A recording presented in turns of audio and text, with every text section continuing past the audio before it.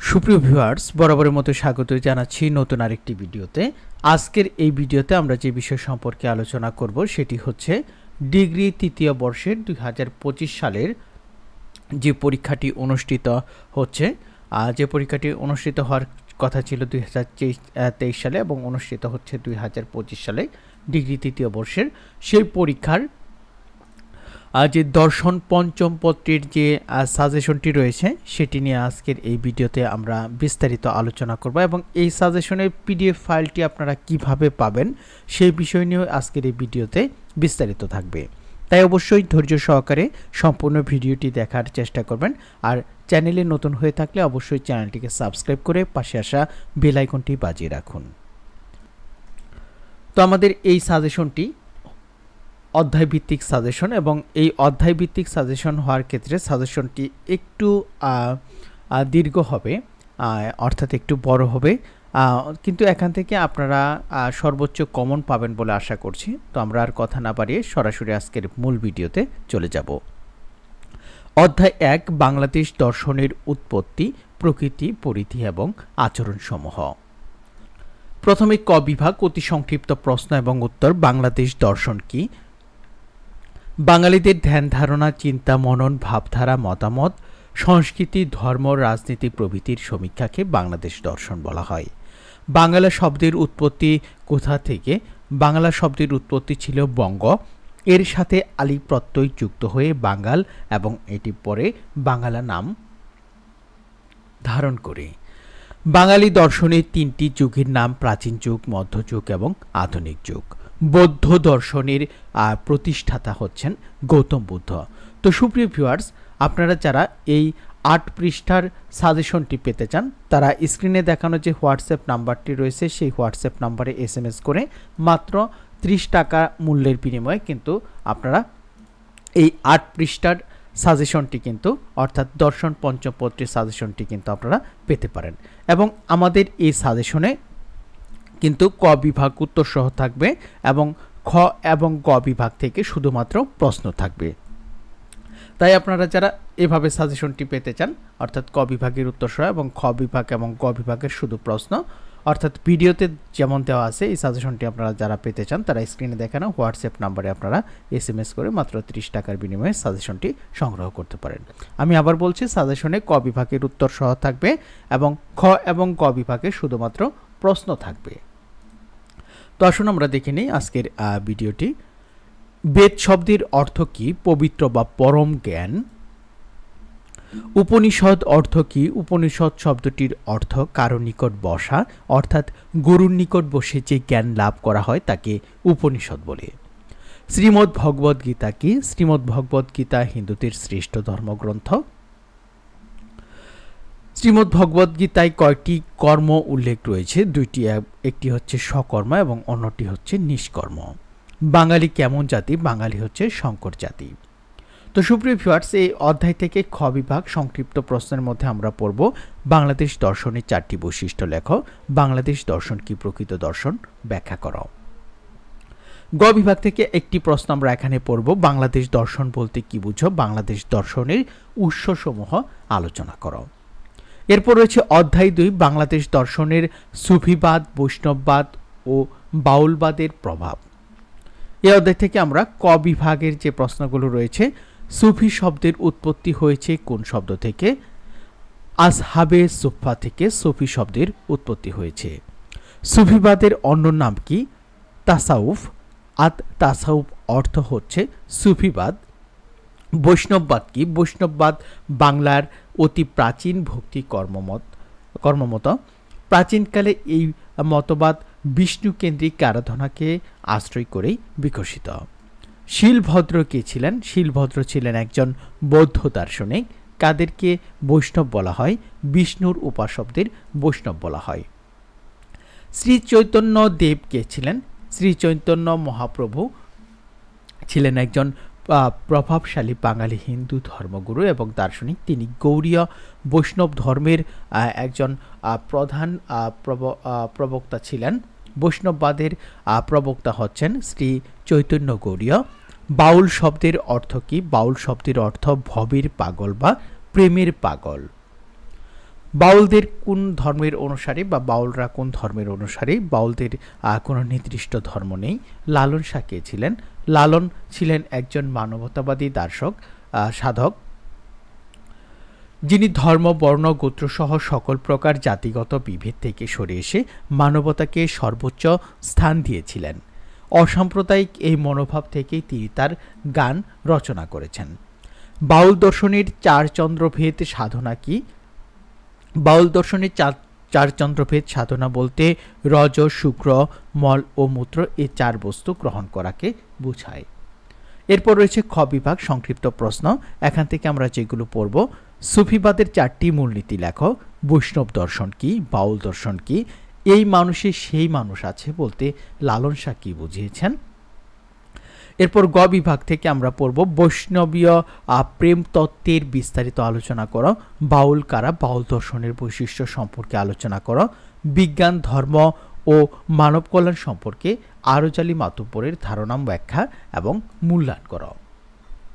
তো সুপ্রিয় ভিউয়ার্স, এখন আসি আমরা অধ্যায় ৩ ১৯ এবং ২০ শতকে বাংলাদেশের দর্শনের যে ধারাসমূহ এই অধ্যায় থেকে আলোচনা করব। তার আগে আমি আপনাদের একটু জানিয়ে দেই, আপনারা যারা এই ৮ পৃষ্ঠার ক বিভাগের উত্তর সহ এবং খ বিভাগ এবং গ বিভাগ শুধু প্রশ্ন থাকবে, এই সাজেশনে অর্থাৎ ভিডিওতে যে সাজেশনটি দেওয়া রয়েছে সেই সাজেশনের পিডিএফ ফাইল যারা মাত্র ৩০ টাকায় নিতে চান তারা স্ক্রিনে দেখানো যে হোয়াটসঅ্যাপ নাম্বারটি রয়েছে সেই হোয়াটসঅ্যাপ নাম্বারে SMS করে দর্শন পঞ্চম পত্রের সাজেশনের পিডিএফ ফাইলটি কিন্তু আপনারা সংগ্রহ করতে পারেন। আমাদের সাজেশনে ক বিভাগের উত্তর সহ এবং খ এবং ক বিভাগের শুধুমাত্র প্রশ্ন থাকবে, অর্থাৎ ভিডিওতে যেমন দেওয়া আছে। তো সুপ্রিয় ভিউয়ার্স, এখন আমরা চলে যাব আমাদের অধ্যায় ৩ ক বিভাগ অতি সংক্ষিপ্ত প্রশ্ন এবং উত্তরে। ইয়ং বেঙ্গল কি? ১৯ শতকের প্রথমে বাংলায় যে নবজাগরণের সূচনা হয়েছিল তারও একটি সাংগঠনিক ও সামগ্রিক প্রয়াস হচ্ছে ইয়ং বেঙ্গল। ইয়ং বেঙ্গলের প্রতিষ্ঠাতা কে? ডিরোজিও। ১৯ শতকের নবজাগরণের পথিকৃৎ রাজা রামমোহন রায়। স্বামী বিবেকানন্দের প্রকৃত নাম হচ্ছে নরেন্দ্রনাথ। রেনেসা শব্দের অর্থ হচ্ছে পুনর্জাগরণ। বেঙ্গল রেনেসা কি? ঊনবিংশ শতাব্দীর বাঙালি সমাজ, সংস্কৃতি, সাহিত্য, দর্শন, ধর্মসহ জ্ঞানের সকল প্রাঙ্গণে যে বিপ্লব সংঘটিত হয় তাকেই এখানে বেঙ্গল হবে বেঙ্গল রেনেসা বা মুক্ত বুদ্ধির চর্চা বলা হয়। কোন বাঙালি দার্শনিককে সক্রেটিসের সাথে তুলনা করা হয়? ডক্টর মোহাম্মদ শহীদুল্লাহকে। ২০ শতকে বাঙালি মুসলিমদের প্রগতিশীল সংগঠনের নাম হচ্ছে মুসলিম সাহিত্য সমাজ। বুদ্ধির মুক্তি আন্দোলনকে? বুদ্ধির মুক্তি আন্দোলন বলতে বাহ্যিক প্রভাবমুক্ত হয়ে মুক্ত বুদ্ধির চর্চাকে বোঝায়। ঈশ্বরচন্দ্র বিদ্যাসাগরের প্রধান দুটি সংস্কার উল্লেখ করো। একটি হচ্ছে জাতীয়তাবাদ এবং অপরটি হচ্ছে বিধবা বিবাহ। ২০ শতকের বাঙালি মুসলিমদের প্রগতিশীল সংগঠনের নাম হচ্ছে মুসলিম লীগ।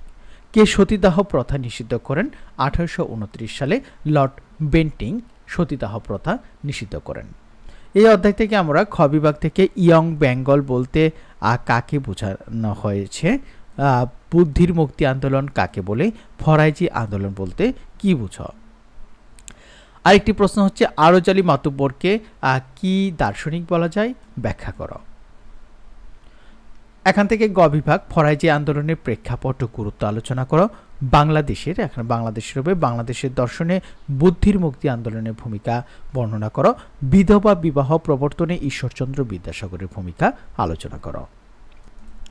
এরপর যে অধ্যায় ৪.১ বাংলাদেশ দর্শনে চিন্তাবিদদের অবদান, রবীন্দ্রনাথ ঠাকুর। এখান থেকে আমরা ক বিভাগ থেকে পড়ে নেব।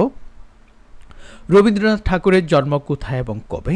১৮৬১ সালের ৭ই মে কলকাতার জোড়াসাঁকোর বিখ্যাত ঠাকুর পরিবারে। কোন কাব্যগ্রন্থের জন্য রবীন্দ্রনাথ নোবেল পুরস্কার লাভ করেন? গীতাঞ্জলি কাব্যগ্রন্থের জন্য। রবীন্দ্রনাথ কত সালে নোবেল পুরস্কার পান? ১৯১৩ সালে। রবীন্দ্রনাথ কত সালে নাইট উপাধি লাভ করেন? ১৯১৫ সালে ৩রা জুন। রবীন্দ্রনাথকে বিশ্বকবি উপাধি দিয়েছিলেন কে? ব্রহ্মবান্ধব উপাধ্যায়। বিশ্বভারতী বিশ্ববিদ্যালয় প্রতিষ্ঠা করেন কে? রবীন্দ্রনাথ ঠাকুর। নব্য মানবতার প্রবক্তা হচ্ছেন মানবেন্দ্র রায় এরপর যে প্রশ্নটি, রবীন্দ্রনাথ ঠাকুরের দুটি গ্রন্থের নাম গীতাঞ্জলি এবং শেষের কবিতা। এরপর, মরিতে চাই না আমি সুন্দর ভুবনে, মানবের মাঝে আমি বাঁচিবারে চাই, উক্তিটি হচ্ছে রবীন্দ্রনাথ ঠাকুরের। মানবতার ধর্মগ্রন্থের রচয়িতা হচ্ছে রবীন্দ্রনাথ ঠাকুর। এই অধ্যায় থেকে আমরা খ বিভাগ রবীন্দ্রনাথের শিক্ষা দর্শন আলোচনা করো, রবীন্দ্রনাথের মানবতাবাদী দর্শন আলোচনা করো। এরপর রয়েছে অধ্যায় 4.2 বাংলাদেশ দর্শনের চিন্তাবিদদের অবদান, কাজী নজরুল ইসলাম। কাজী নজরুল ইসলাম কবে কোথায় জন্মগ্রহণ করেন? কাজী নজরুল ইসলাম 24শে মে 1899 সালে পশ্চিমবঙ্গের বর্ধমান জেলার আসানসোল মহকুমার জামুরিয়া থানার অধীনে চুরুলিয়া গ্রামে জন্মগ্রহণ করেন। কোথায় নজরুল দর্শনের তত্ত্বের প্রকাশ ঘটেছে? এটি হচ্ছে সাহিত্যে সাম্যবাদের কবিকে কাজী নজরুল ইসলাম, কবি কাজী নজরুল ইসলাম। কাজী নজরুল ইসলামের দুটি গ্রন্থের নাম হচ্ছে অগ্নিবীণা এবং বিষের বাঁশি। কাজী নজরুল ইসলামের দুটি উপন্যাসের নাম মৃত্যুক্ষুধা এবং বাঁধনহারা। আনন্দময়ীর আগমনী কবিতাটি কোন পত্রিকায় প্রকাশিত হয়? ধূমকেতু পত্রিকায়। কাজী নজরুল ইসলাম কে ছিলেন? কাজী নজরুল ইসলাম একজন বিদ্রোহী কবি ছিলেন। ধূমকেতু পত্রিকার সম্পাদকের নাম কাজী নজরুল ইসলাম। ধূমকেতু পত্রিকা প্রথম প্রকাশিত হয় 1992 সালে। তো সুপ্রিয় ভিউয়ার্স, এখানে আমাদের একটু ভুল রয়েছে। ধূমকেতু পত্রিকা প্রথম প্রকাশিত হয় 1922 সালে, এখানে 22 হবে 1922 সালে। আমি আবার বলছি, এখানে 1992 হবে না, এখানে হবে 1922 সাল। আপনারা একটু এটি কারেকশন করে নেবেন। কোন কবিতার জন্য নজরুলকে জেল খাটতে হয়? আনন্দময়ীর আগমনী কবিতার জন্য। রাজবন্দির জবানবন্দি কোথায় বসে এবং কত সালে লেখেন? রাজবন্দির জবানবন্দি জেলে বসে নজরুল 1923 সালে লেখেন। এই অধ্যায় থেকে আমরা খ বিভাগ থেকে একটি প্রশ্ন পড়ব। কাজী নজরুল ইসলামকে কোন অর্থে দার্শনিক বলা হয়? গ বিভাগ কাজী নজরুল ইসলামের সাম্যবাদ আলোচনা করো। এরপর বাংলাদেশ দর্শনের চিন্তাবিদদের অবদান, মোহাম্মদ বরকতুল্লাহ। এখান থেকে আমরা ক বিভাগ। মোহাম্মদ বরকতুল্লাহর দর্শনের মূল ভিত্তি হচ্ছে অতীন্দ্রিয় অনুভব। কোন গ্রন্থে বরকতুল্লাহর দার্শনিক চিন্তার প্রকাশ পেয়েছে? মানুষের ধর্মগ্রন্থে। মোহাম্মদ বরকতুল্লাহর মতে সংজ্ঞা কি? অতীন্দ্রিয় অনুভব। মোহাম্মদ বরকতুল্লাহ কোন মতবাদ খণ্ডন করেছেন? জড়বাদ মতবাদ। মানব মনের কোন শক্তি দিয়ে পরমাত্মাকে জানা যায়? সজ্ঞা নামক শক্তি দিয়ে পরমাত্মাকে জানা যায়। মানুষের ধর্মগ্রন্থের আলোচ্য বিষয় হচ্ছে জগৎ, জীবন, জড়, মনোজগৎ, পরমাত্মা ইত্যাদি। মোহাম্মদ বরকতুল্লাহ কবে কোথায় জন্মগ্রহণ করেন? সিরাজগঞ্জ জেলার শাহজাদপুর থানার ঘোড়াশাল গ্রামে 2 মার্চ 1898 সালে জন্মগ্রহণ করেন। এখান থেকে আমরা দুইটি প্রশ্ন পড়ব। মোহাম্মদ বরকতুল্লাহর দর্শন আলোচনা করো এবং মোহাম্মদ বরকতুল্লাহর দার্শনিক মতামত সংক্ষেপে আলোচনা করো। অর্থাৎ গ বিভাগ রচনামূলক প্রশ্নের জন্য পড়ব এবং এই অধ্যায়ে খ বিভাগ থেকে সংক্ষিপ্ত প্রশ্ন যেটি রয়েছে সেটি উল্লেখযোগ্য সংক্ষিপ্ত কোনো প্রশ্ন নেই। বাংলাদেশ দর্শনের চিন্তাবিদদের অবদান, আবুল হোসেন। এখান থেকে আমরা ক বিভাগ। আবুল হোসেন কখন কোথায় জন্মগ্রহণ করেন? আবুল হোসেন যশোর জেলার পানিসারা গ্রামে 1896 সালে জন্মগ্রহণ করেন। দ্য স্পিরিট অফ ইসলাম গ্রন্থটির লেখক হচ্ছে সৈয়দ আমির আলী। বাংলার বলসি গ্রন্থের লেখককে আবুল হোসেন। আবুল হোসেনের মতে জ্ঞানের প্রাথমিক উৎস হচ্ছে ইন্দ্রিয়। আবুল হোসেনের দর্শন তত্ত্ব ব্যাখ্যা করো। খ বিভাগ। আবুল হোসেনের বুদ্ধির মুক্তি আন্দোলন সংক্ষেপে আলোচনা করা এবং গ বিভাগ থেকে আমরা একটি প্রশ্ন পড়ব, সেটি হচ্ছে বাংলাদেশ দর্শনে আবুল হোসেনের অবদান ব্যাখ্যা করো। এরপর বাংলাদেশ দর্শনের চিন্তাবিদদের অবদান, কাজী আব্দুল ওদুদ। এখান থেকে আমরা পড়ব শাশ্বত বঙ্গ গ্রন্থটি কার? কাজী আব্দুল ওদুদের। সাহিত্যের সাধনা কার লেখা? কাজী আব্দুল ওদুদ। সাহিত্যের সাধনা, এটি আমরা রিপিট হয়েছে প্রশ্নটি। সত্যের সন্ধানে কার লেখা? আরজ-আলী মাতুব্বর। খ বিভাগ থেকে আমরা পড়ব কাজী আব্দুল ওদুদের দর্শন চিন্তার সংক্ষেপে ব্যাখ্যা করে এবং গ বিভাগ রচনামূলক থেকে আমরা পড়ব কাজী আব্দুল ওদুদের প্রগতিশীল ধারা কি ইসলামী ভাবধারার সাথে সঙ্গতিপূর্ণ। এরপর অধ্যায় 4 বাংলাদেশ দর্শনের চিন্তাবিদদের অবদান, ডক্টর গোবিন্দচন্দ্র দেব। এখান থেকে ডক্টর গোবিন্দচন্দ্র দেব কবে কোথায় জন্মগ্রহণ করেন? 1907 সালে সিলেট জেলার বিয়ানীবাজার উপজেলার লাউতা গ্রামে। ডক্টর গোবিন্দচন্দ্র দেবের দুটি গ্রন্থের নাম আমার জীবন দর্শন এবং তত্ত্ববিদ্যাসার। ইন্ডিয়ালিজম অ্যান্ড প্রগ্রেস গ্রন্থটি কার? ডক্টর গোবিন্দচন্দ্র দেবের। ডক্টর গোবিন্দচন্দ্র দেবের সমন্বয় ভাবধারা কোন মতবাদের সমন্বয়? এটি হচ্ছে ভাববাদ এবং জড়বাদের সমন্বয়। Doctor G C. দেব কে ছিলেন বা ডক্টর গোবিন্দচন্দ্র দেব কে ছিলেন? একজন সমন্বয়ী ভাববাদী দার্শনিক ছিলেন ডক্টর গোবিন্দচন্দ্র দেব। সমন্বয়ী ভাববাদের কথা কে বলেছেন? ডক্টর গোবিন্দচন্দ্র দেব। এখান থেকে খ বিভাগ থেকে আমরা বাঙালি দর্শনে গোবিন্দ দেবের অবদান ব্যাখ্যা করো, জি.সি. দেবের সমন্বয়ী ভাববাদ ব্যাখ্যা করো। গ বিভাগ থেকে আমরা পড়ব ডাক্তার জি.সি. দেব বা ডক্টর গোবিন্দচন্দ্র দেবের দর্শন আলোচনা করা। এরপর রয়েছে অধ্যায় 4.7 বাংলাদেশ দর্শনে চিন্তাবিদদের অবদান। বেগম রোকেয়া। বেগম রোকেয়া কবে কোথায় জন্মগ্রহণ করেন? বেগম রোকেয়া 1880 সালের 9 ডিসেম্বর রংপুর জেলার পায়রাবন্ধ গ্রামে জন্মগ্রহণ করেন। সুলতানা স্বপ্ন বইটি কে লিখেন? বেগম রোকেয়া। বেগম রোকেয়া কোন আন্দোলনের পথিকৃৎ? মুসলিম নারী মুক্তি আন্দোলনের। বেগম রোকেয়া একটি বইয়ের নাম লেখো। সুলতানা স্বপ্ন। খ বিভাগ থেকে আমরা পড়ব বেগম রোকেয়ার সমাজ দর্শন আলোচনা করো। গ বিভাগ রচনামূলক প্রশ্ন নারী শিক্ষার উন্নয়নে বেগম রোকেয়ার দৃষ্টিভঙ্গি ব্যাখ্যা করো। তো সুপ্রিয় ভিউয়ার্স, এই ছিল আমাদের ডিগ্রি 3য় বর্ষের জন্য দর্শন পঞ্চম পত্রের সাজেশন নিয়ে আলোচনা। পরবর্তী বিষয়ের সাজেশনগুলো খুব শীঘ্রই আমাদের ইউটিউব চ্যানেলে আপলোড করা হবে, তাই পরবর্তী ভিডিওর সাজেশন পেতে অবশ্যই চ্যানেলটিকে সাবস্ক্রাইব করে পাশে আসা বেল আইকনটি বাজিয়ে রাখুন।